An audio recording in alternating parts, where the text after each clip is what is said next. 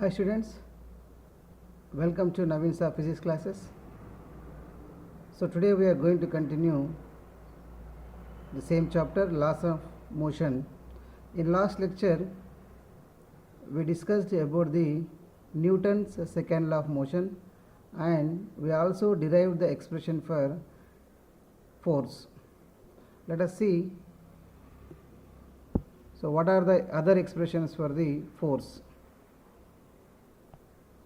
So we can write, according to Newton's second law, the rate of change of linear momentum delta p by delta t or dp by dt. The rate of change of linear momentum is directly proportional to force acting on it.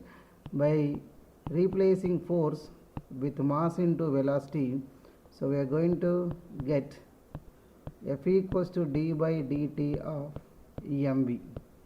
So here mass of an object is remain same, therefore F equals to m into dv by dt we can write. So the rate of change of velocity, we know that acceleration, so we can write F equals to ma. So this is the quantity of force which is acting on an object and moving with an acceleration a.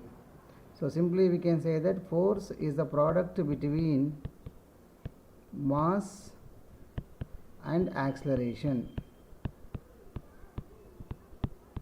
Okay, let us see the unit of the force. Sir, what is unit of the force? So let us write the expression force F equals to ma. So SI unit of force,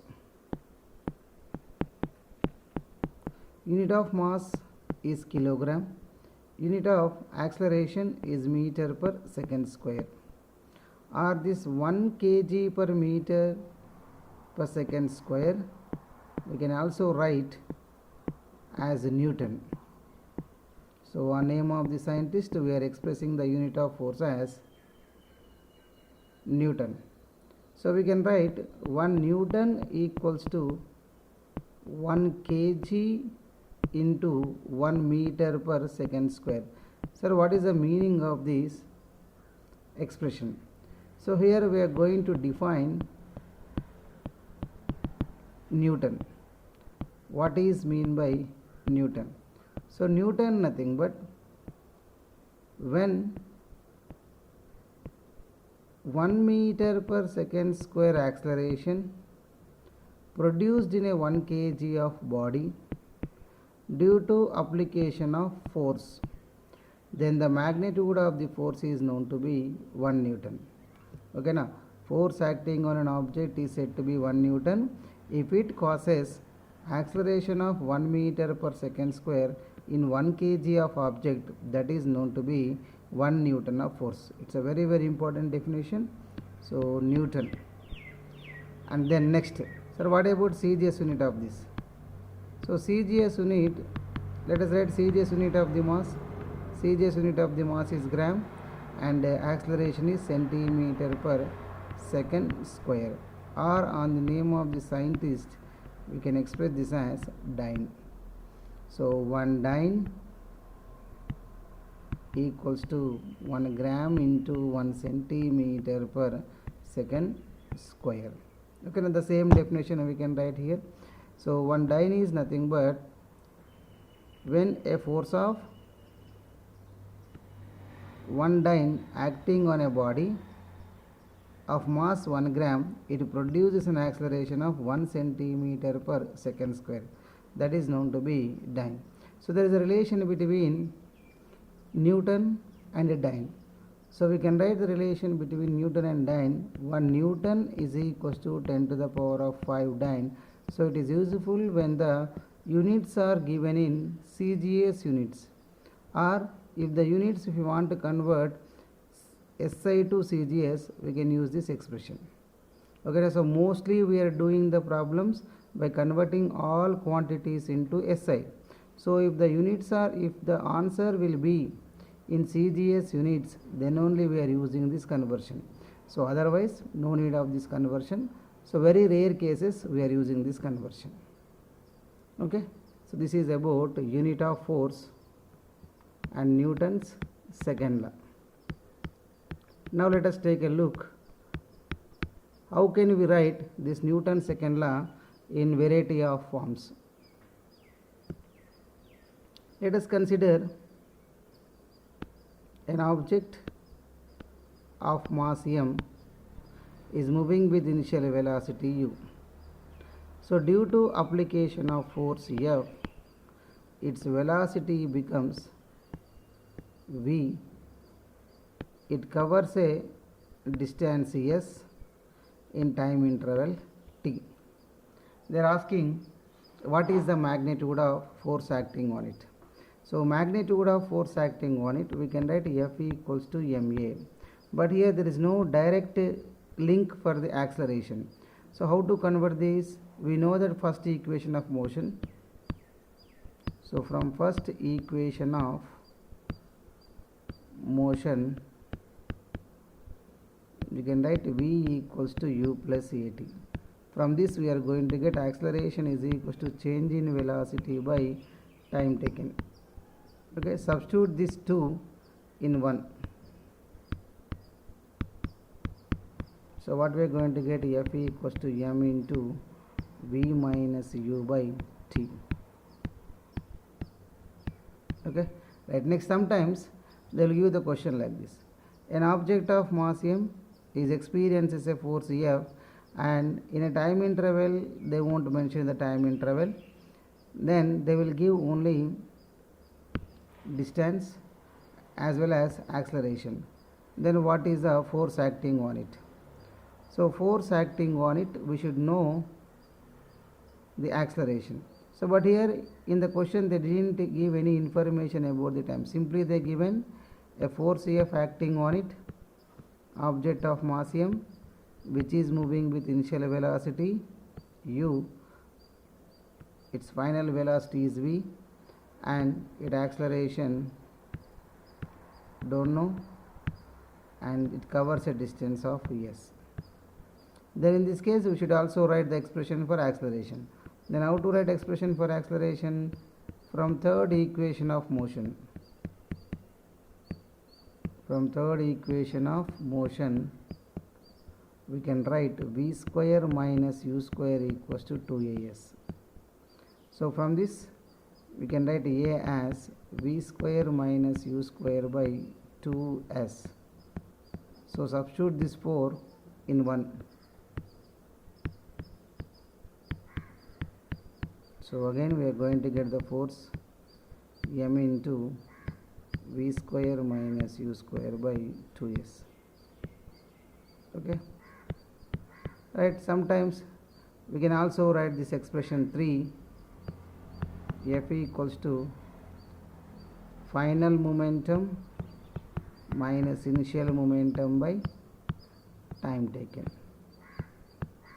So these are the variety of forms for Newton's second law of motion. Okay, na? This is other forms of F equals to ma. These forms we are going to encounter when we are doing the problems related to the force. Sir, in what way the problems can be asked based on this? Let us take examples in what way the questions can be framed on this topic. See, write one application. The question is given like this: a bullet of mass m is fired from a gun, is moving with an initial velocity u, strikes a wooden block. So after striking the wooden block, it comes into rest in the block after covering a distance of s inside the block. Then they are going to ask what is the retarding force acting on the bullet. Retarding force, nothing but the force which opposes the motion. If it is opposes the motion, then velocity decreases and acceleration becomes negative. So the forces which brings the body into rest are the forces which produces the negative acceleration in a body. That forces are known to be retarding forces. Okay na? So in this case you can write a bullet of mass m fired from a gun with a velocity u. It strikes a wooden block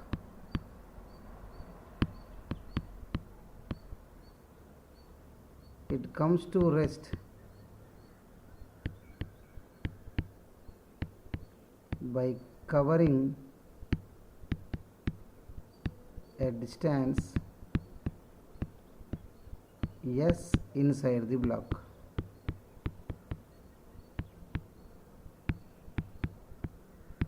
Then force experienced by bullet due to wood or retarding force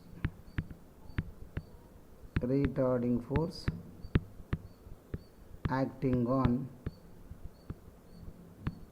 bullet. Okay, right. So it comes to rest. So rest means its final velocity, we know that v equals to 0. So before going to strike the wooden block, its velocity is u only. Okay, so here we have the information about the u, v, s. If we have the information about u, v, s, we can find acceleration. So from third equation of motion we can write v square minus u square is equals to 2as. Therefore a is equals to what? V square minus u square by 2s. So if you observe this expression carefully, here v is 0, then the magnitude or the sign of this we are going to get negative itself.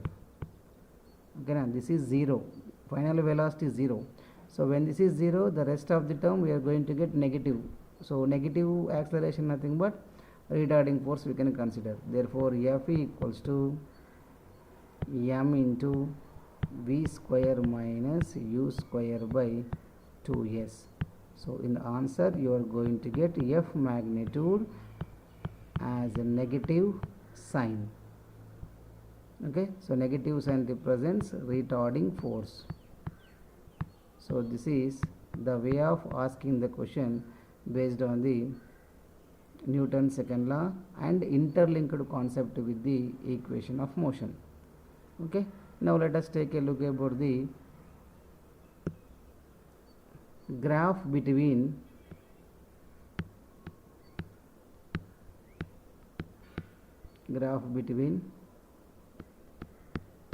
linear momentum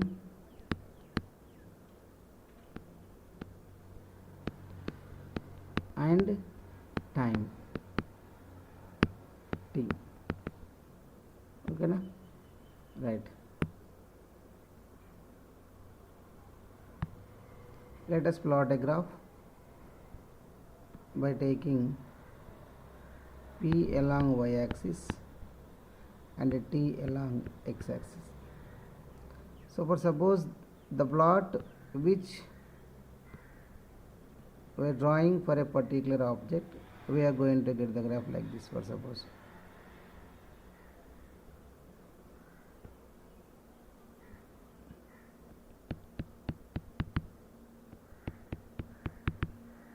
So 4, 8, 10, 12 and this is 20 we will take. Sir, what they are going to ask by using this graph? So they are going to ask in the question, find force acting on the object in time t equals to 0 to t equals to 12 seconds. They are asking force acting on. Sir, how to find the force? By using linear momentum and time graph. So we know that already F equals to delta P by delta T. Now can I write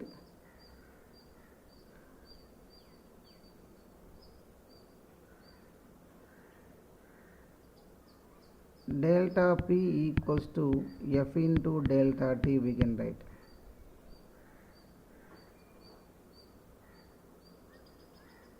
Okay, so F into delta T we can write. So by using the slope we are going to find out the force acting on it. How to find the force during this interval? Let us take. So during this interval, here the force is not acting constantly. Here the force is changing regularly. So what is the slope here? Slope of this line, first this is force 1 and this is force 2, force 3 and force 4. For suppose here the negative axis they given minus 10 for suppose. Okay, so force gives, what is going to give force? Slope of delta P and delta T, or P and T graph gives force. Okay, so from 0 to 4 we will find first. 0 to 4, 0 seconds to 4 seconds, I am going to find F1. So we should know the coordinate. This coordinate are 0 comma 0, this coordinate will be 4 comma 20. So F1 what we can write? 0 comma 0, 4 comma 20. This is x1, y1, x2, y2. So y2 minus y1 by x2 minus x1. We discussed already when we are discussing about the equations of motion. So 5 Newton. Let us take F2. So in F2, again let us take the two coordinates. That means for 4 seconds to 8 seconds.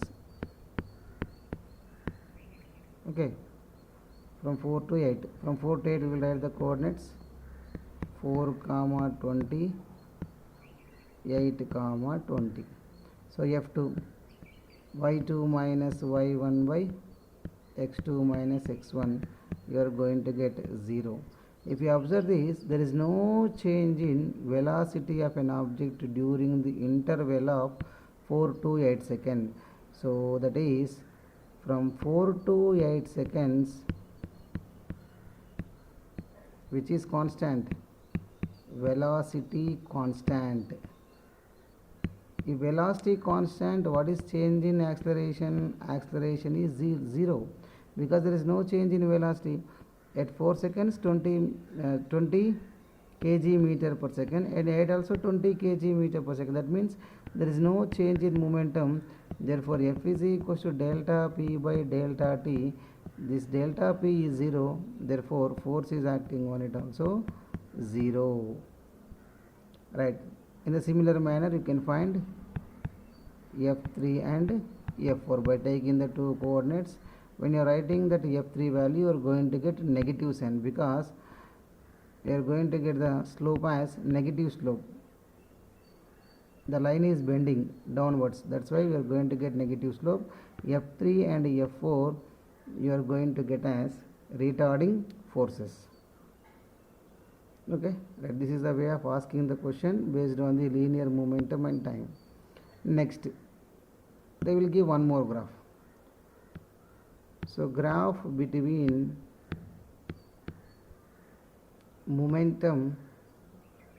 graph between force and time they will give.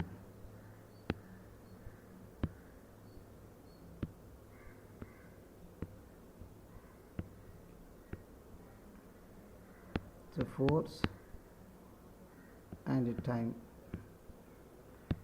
0, 2, 10, 12, 14, and but suppose this is it. Now they are going to ask find change in momentum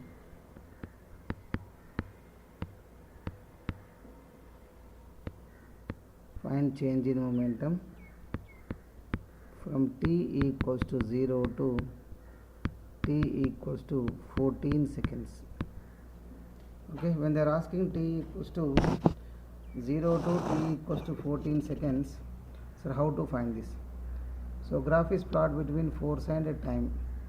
So force and time delta p by delta t. If you multiply this force and time, you are going to get change in momentum. That means simply area under ft graph gives for momentum, change in momentum of an object. Okay, right. So how many areas? First we should know it. So how many areas we can see here? This is area 1, area 2, area 3, area 4. So suppose this value will be -4, we can take this coordinate. Right, area 1. So the shape of that graph we should calculate. This is triangle. So area 1 half into base into height. Okay, so half into base into height 1 by 2 into 2 into 8, therefore 8 kg meter per second. Next area 2, rectangle. So rectangle are the both length and breadth are same, that's why we are going to get it is a square. So length into breadth 8 into 8 64. Then area 3, same triangle, half into base into height again 8. Then area 4, half into base is 2. Now in this case height equals to -4. So -4 only we can take. Therefore area 4 is equals to -4. Now this is momentum P1, P2, P3, P4. Therefore net momentum we should calculate. So net momentum is the sum of all these P1, P2, P3, P4. So P1 is what?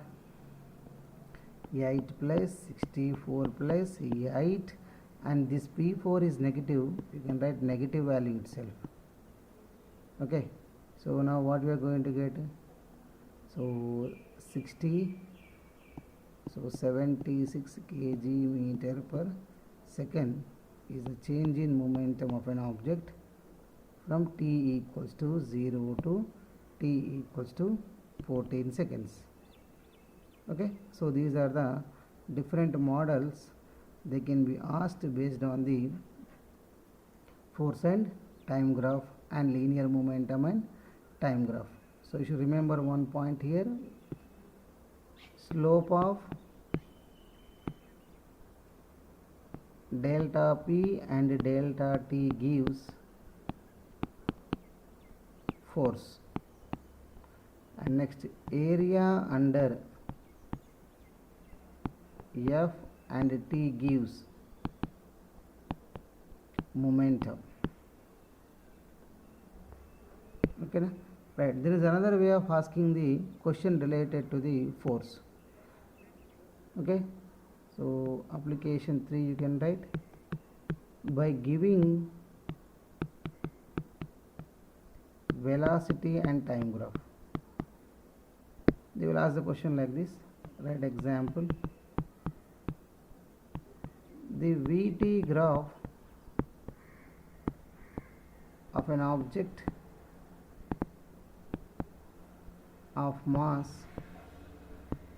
2 kg as shown in figure. Then find force acting on it. Okay, the graph will be for example like this. So T V 0 4 8 12 20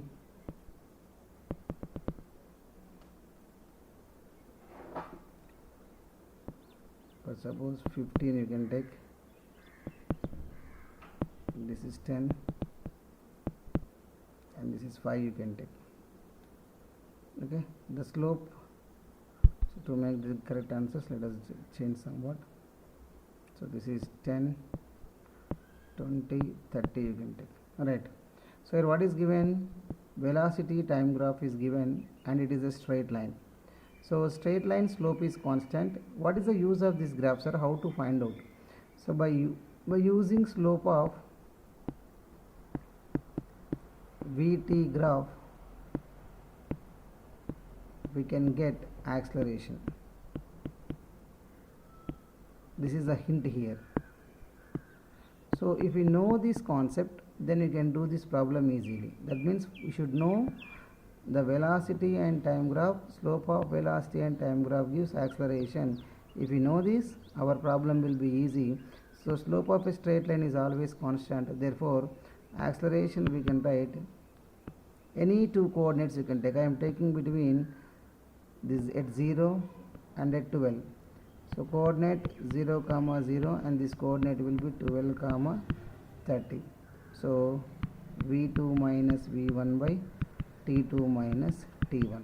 So V2 30 minus 0 by 12 minus 0, therefore 30 by 12. So if you want to write further, 15 by 6 meter per second square is acceleration. Now substitute here F equals to ma, therefore m 2 into 15 by 6,